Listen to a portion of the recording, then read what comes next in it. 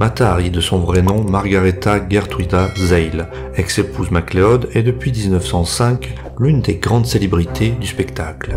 Inspirée par les danses de Java, où elle a vécu durant les premières années de son mariage, elle a adopté en hommage le surnom de Mata Hari, qui signifie en malais « œil de l'aurore ».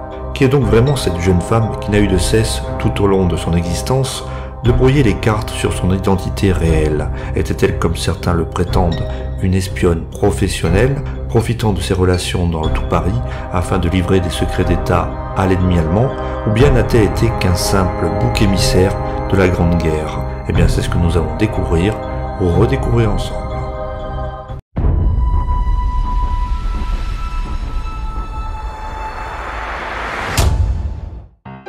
Mata Hari naît en 1876 à Leeuwarden, une petite ville du nord des Pays-Bas. Elle est la fille d'un chapelier prospère, mais dépensier, qui ne cessera de la choyer durant toute son enfance.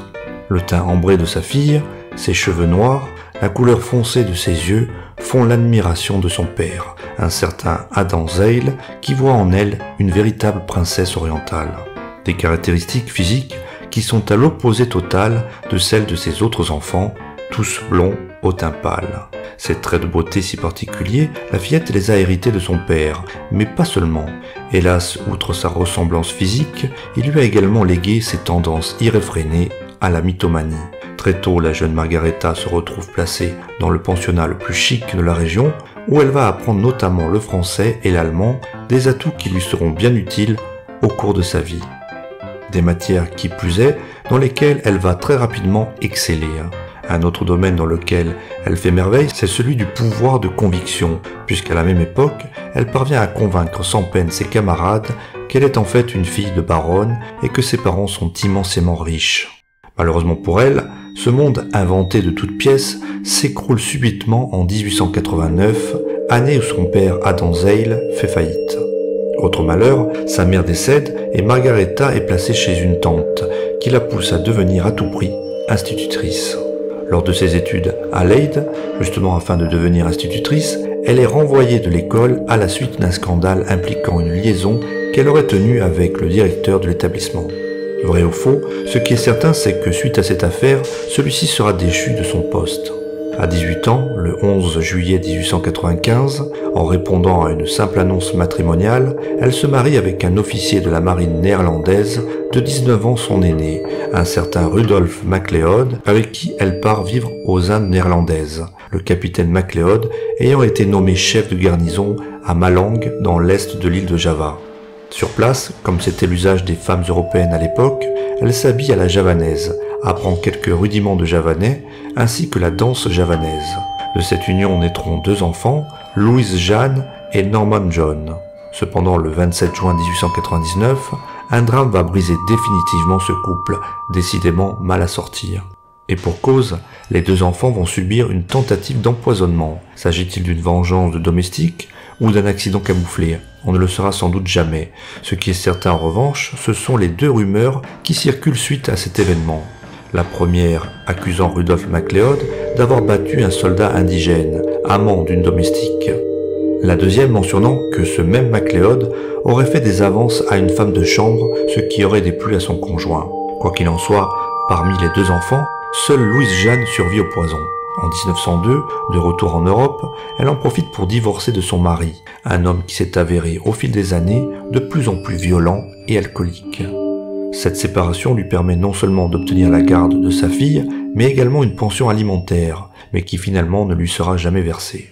Qui plus est, Rudolf MacLeod finira même par enlever sa fille, qualifiant son ex-femme de mère indigne et dangereuse. En novembre 1903, à l'âge de 27 ans, elle fait une arrivée peu remarquée à Paris.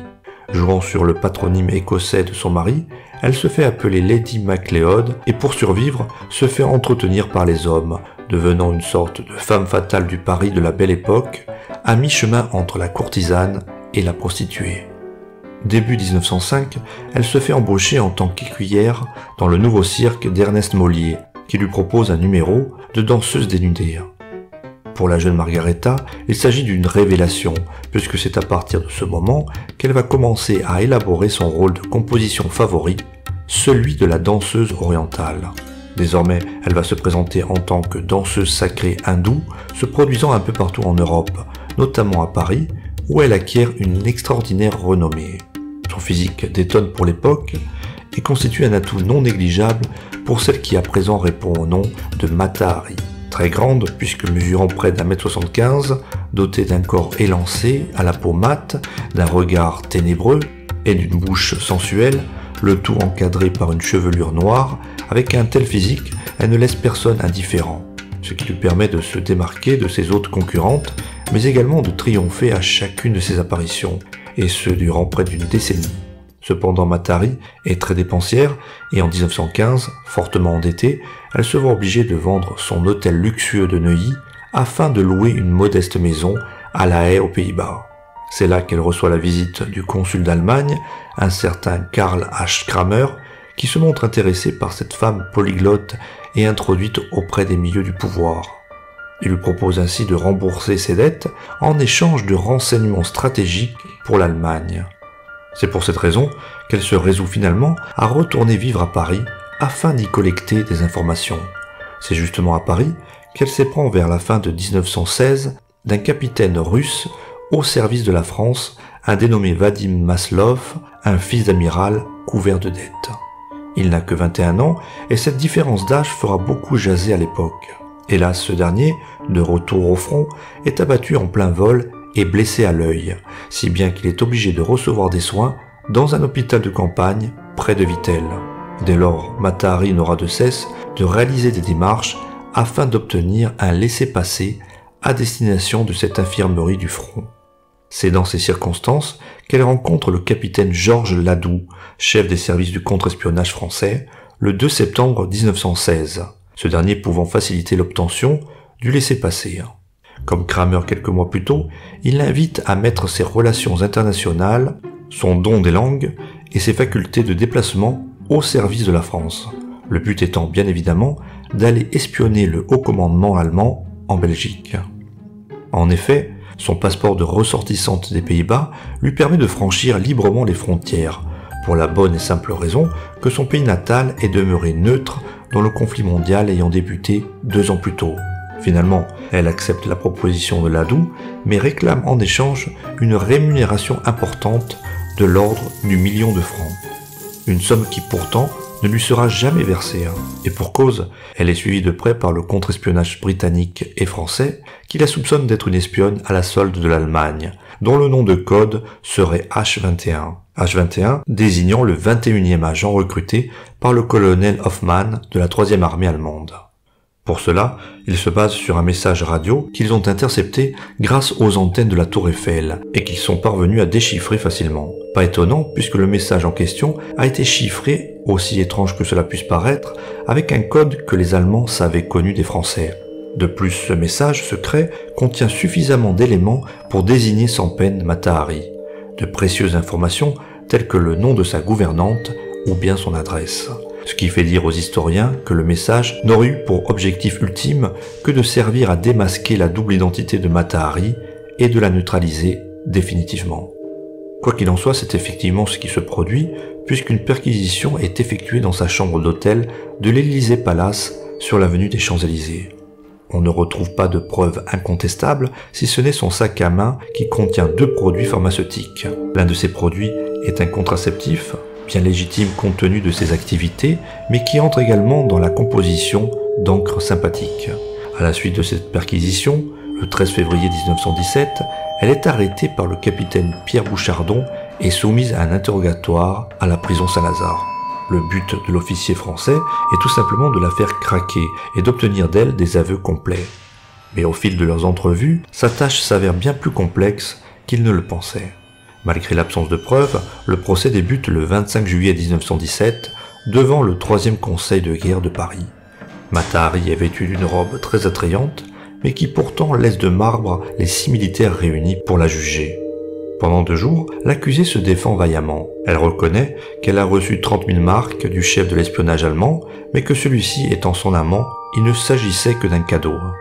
Tout cela ne joue pas en sa faveur, et le réquisitoire de l'avocat général Mornay, à la sévérité légendaire, l'accable un peu plus. Il faut avouer que le contexte ne joue pas franchement en sa faveur. En effet, à l'est du pays, les batailles font rage et les soldats français meurent au combat ou dans les tranchées. Conséquence, le gouvernement se cherche des boucs émissaires. Mata Hari passe ainsi du statut d'idole à celui de coupable idéal dans une France traumatisée par la guerre et dont l'armée vient de connaître d'importantes mutineries après l'échec de la fameuse bataille du Chemin des Dames. Même son avocat et ancien amant, Édouard Clunet, ne peut empêcher l'inéluctable, ce dernier n'ayant d'ailleurs été autorisé à assister qu'au premier et dernier interrogatoire.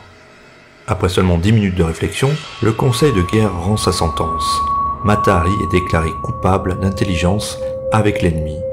Selon la tradition, elle est condamnée à être passée par les armes devant un peloton d'exécution. C'est ainsi que le 15 octobre 1917, Mata Hari est fusillé dans les fossés de la forteresse de Vincennes. Témoin de ces derniers instants, Léon Bizard, médecin-chef de la préfecture de police, a ainsi fait part dans ses mémoires, en 1925, du sang-froid de la jeune femme face à la mort. Tandis qu'un officier donne lecture du jugement, la danseuse qui a refusé de se laisser bander les yeux, très crâne, se place d'elle-même contre le poteau, une corde qui n'est même pas nouée, passée autour de la ceinture. Mata Hari sourit encore à sœur Léonide, agenouillée et fait un geste d'adieu. L'officier commandant lève son sabre. Un bruit sec, suivi du coup de grâce moins éclatant, et la danseuse rouge s'écroule tête en avant, masse inerte qui l'écoute de sang. L'historien Alain Decaux témoignera lors d'une de ses recherches sur Mata Hari avoir interrogé le procureur Mornay sur l'enjeu réel que présentait le cas de cette espionne, celui-ci ayant fini par répondre simplement qu'on n'avait finalement pas grand-chose à lui reprocher, mais que son cas était évoqué sous le feu de la presse dans un contexte politique tel que la raison d'État ne pouvait que l'emporter. Une affaire qui n'est pas sans rappeler une autre accusation d'espionnage, ayant également défrayé la chronique, celle visant un certain capitaine Dreyfus, mais ceci est une autre histoire qui sera contée une autre fois. Voilà, cette vidéo est à présent terminée, j'espère que vous l'aurez appréciée. Si c'est le cas, n'oubliez pas de mettre un pouce bleu et de vous abonner, tout en sélectionnant la petite cloche pour ne pas rater la sortie des nouvelles vidéos. N'hésitez pas non plus à laisser un commentaire afin de me dire ce que vous avez pensé de la vidéo, c'est très important pour faire progresser la chaîne. Enfin, je vous rappelle que la chaîne possède également un compte Tipeee et Utip afin de soutenir financièrement la chaîne.